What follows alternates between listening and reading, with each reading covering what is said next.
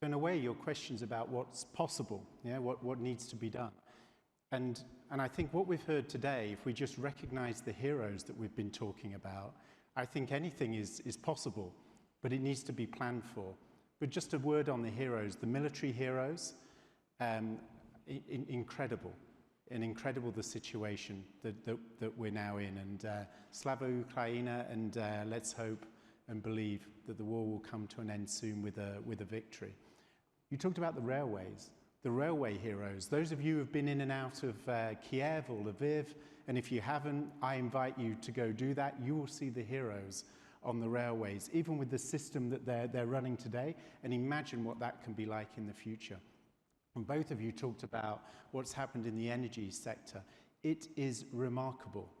It is purely remarkable how the wartime generals in the energy sector got through the winter. I was in Kiev meeting with the ministry, meeting with a number of the different leaders of the energy companies just after when those attacks happened.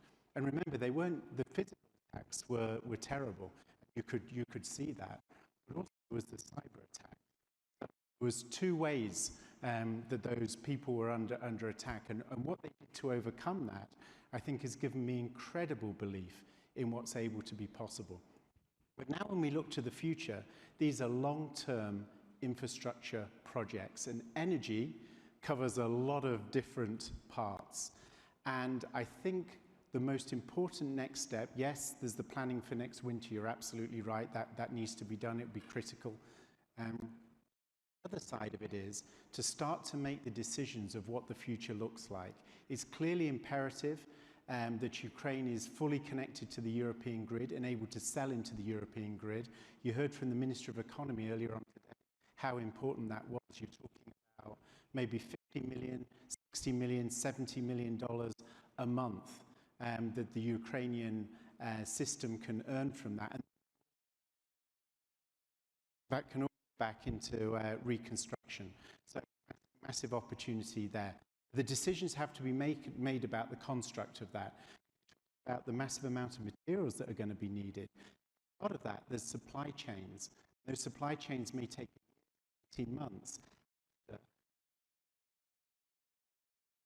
Exactly what everything is done.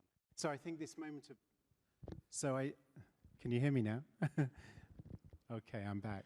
So I think in conclusion, what's super important to be done is making the decisions about how the future will look, the balance between the different types of sustainable solutions and the other solutions for energy that's going to be in place, and starting to work out the technical details, because this will allow the supply chains to be put together, and then the investment in the people and the capabilities and the competencies.